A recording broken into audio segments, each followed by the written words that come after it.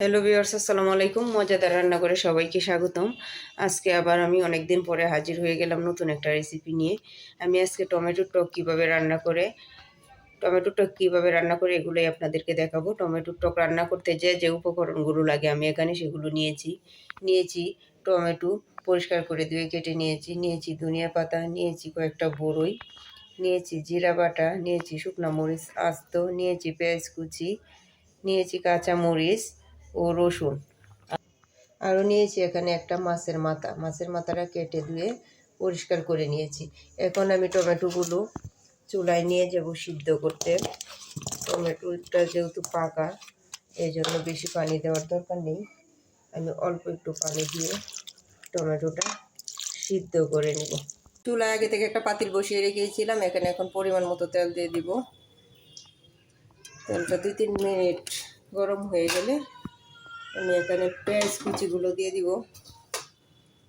পেঁয়াজ কুচি ও রসুন কুচি, সাথে শুকনো মরিচ দিয়ে দিব। দিয়ে সবগুলো আমি নেড়ে ছেড়ে ভেজে নেব 2-3 মিনিটের জন্য। রসুনটা ভাজা হয়ে গেছে। এখন এখানে পরিমাণ মতো পানি দিয়ে দিব। পানি দেওয়ার পরে আমি এখানে স্বাদ মতো হলুদ, শুকনো মরিচের গুঁড়ো অল্প দিব, যেহেতু টক বেশি দেওয়ার দরকার নেই। দিয়ে দিব জিরা বাটা, দিয়ে দিব স্বাদ মতো লবণ। মশলাটা 2-3 মিনিট কষিয়ে তারপরে দিয়ে দিব মাছের মাথাগুলো। মশলাটা কষানো হয়ে গেছে। এখন দিয়ে দিব মাছের মাথাগুলো। মাছের মাথাটা কষাতে 4-5 মিনিট অপেক্ষা করতে হবে। একটা রেখে দিব। মাথাটা কষানো হয়ে গেছে। এখানে টমেটো সিদ্ধ করে রেখেছিলাম।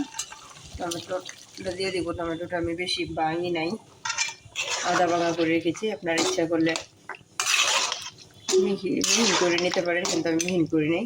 এখন আমি এখানে পরিমাণ মতো পানি দিয়ে দিব। বেশি পানি দিব না। এখন দিয়ে দিব বড়ইগুলো। এখন আমি বড়ইগুলো দিয়ে দিব এবং একসাথে কাঁচামরিচগুলোও দিয়ে দিচ্ছি। যেহেতু জালটা কম দিয়েছিলাম আগে, এই জন্য কাঁচামরিচগুলো অ্যাড করে দিয়েছি। এখন আমি ঢাকনা দিয়ে ডেকে দিব 10 মিনিটের জন্য।